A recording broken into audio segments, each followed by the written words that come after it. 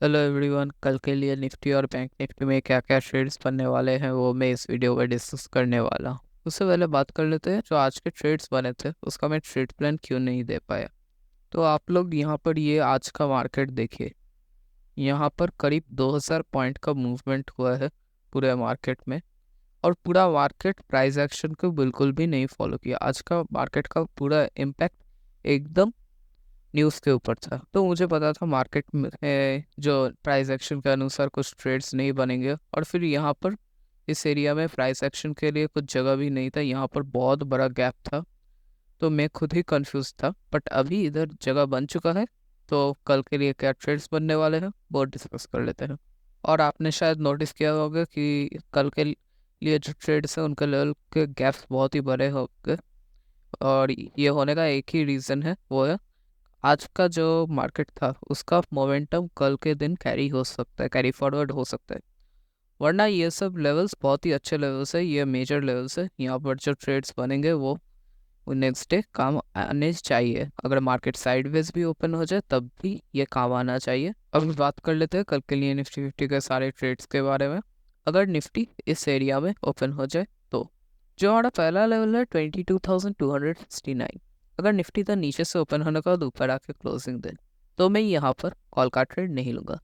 मैं निफ्टी को घूम फिर के नीचे आके क्लोजिंग देगा वेट करूँगा, और यहाँ से एक का ट्रेड लूँगा। इसका एक ही टारगेट रहेगा, वो है 22,000। और हाँ, इस ट्रेड प्लान में सारे में एक ही टारगेट रहेगा क्योंकि यहाँ पर गैप बहुत बड़ा है। यहाँ पर आप देख सकते हैं करीबन 270 पॉइंट का गैप है। तो इसलिए जो हमारा गैप रहेगा कल के लिए, कल का ट्रेड प्लान के लिए, वो देख सकते हैं आप 200 से 300 पॉइंट के रेंज में है। तो हमारा जो टारगेट रहेगा एक ही लेवल का रहेगा, वरना जो ट्रेड है वो घूम सकता है। और हाँ, मेरा जो 80% लॉट्स बुक थे वो मैं अराउंड जब टारगेट का 40% एरिया कवर हो जाए तब मैं 80% लॉट्स बुक कर लूँगा। जो दूसरा ट्रेड बन रहा है वो है 21,748 के लेवल पर।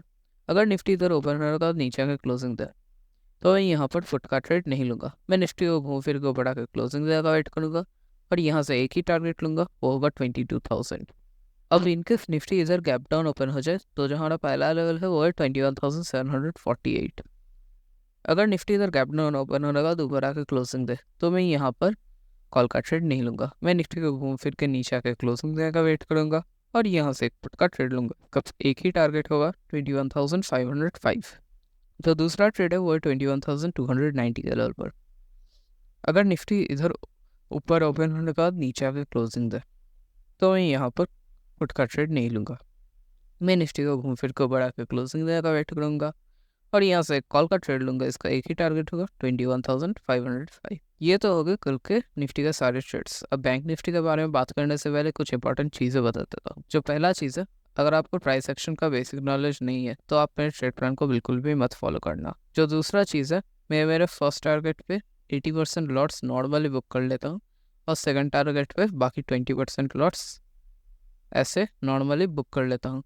बट सिर्फ कल के दिन के लिए जो हमारा टारगेट रहेगा वो करीबन यहाँ पर देख सकते हैं, यहाँ पर करीब 200 पॉइंट के अराउंड एक एक टारगेट है, एवरेज में 200 पॉइंट के अराउंड। तो जब टारगेट 40% कवर कर जाएगा, अगर लेवल का 40% मतलब इतना तक एरिया कवर कर जाएगा, तब ही हम 80% लॉट्स बुक कर लेंगे और बाकी 20% को ट्रेल करते रहेंगे। और जो तीसरा चीज़ है वो है, मुझे दिन में जो पहला ट्रेड मिलता है अगर उसमें प्रॉफिट हो गया तो मैं उसका और कोई ट्रेड्स नहीं करता। इनका इनकेस प्रॉफिट नहीं होता तभी मैं सेकंड ट्रेड के लिए देखता हूँ। और फर्स्ट और सेकंड ट्रेड में एक बहुत ही इंपॉर्टेंट फैक्टर है, जो है इंडेक्स जितना बढ़ रहा है, अगर उसका एट द मनी का प्रीमियम सेम प्रोपोर्शन में बढ़ रहा है तभी मैं वो ट्रेड लूँगा। मतलब अगर इंडेक्स 2 रुपये बढ़ रहा है तो उसका प्रीमियम को, एट द मनी के प्रीमियम को 1 रुपये बढ़ना चाहिए, तभी मैं वो ट्रेड लूँगा, वरना नहीं लूँगा। अब बात कर लेते हैं बैंक निफ्टी के बारे में। अगर बैंक निफ्टी इस एरिया में ओपन हो जाए तो जो हमारा पहला लेवल है 47,463, सॉरी 47,436।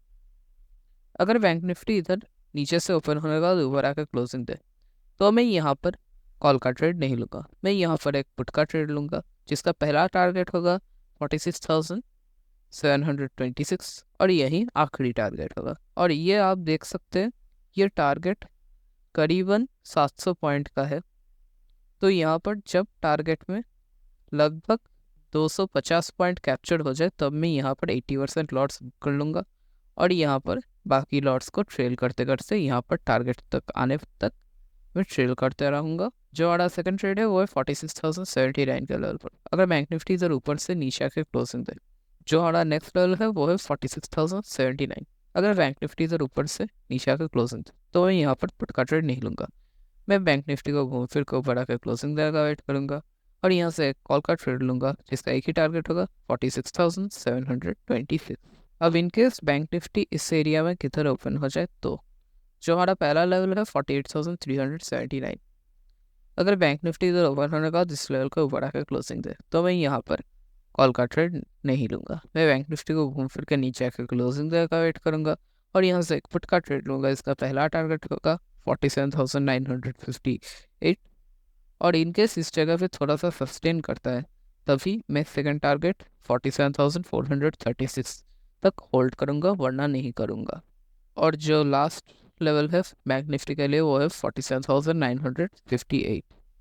अगर बैंक निफ्टी इधर नीचे से ऊपर आकर क्लोजिंग दे तो मैं यहाँ पर कॉल का ट्रेड नहीं लूँगा। मैं बैंक निफ्टी को घूम फिर के नीचे आकर क्लोजिंग का वेट करूँगा और यहाँ से एक पुट का ट्रेड लूँगा। इसका पहला टारगेट होगा 47,436 और यही होगा आखिरी टारगेट।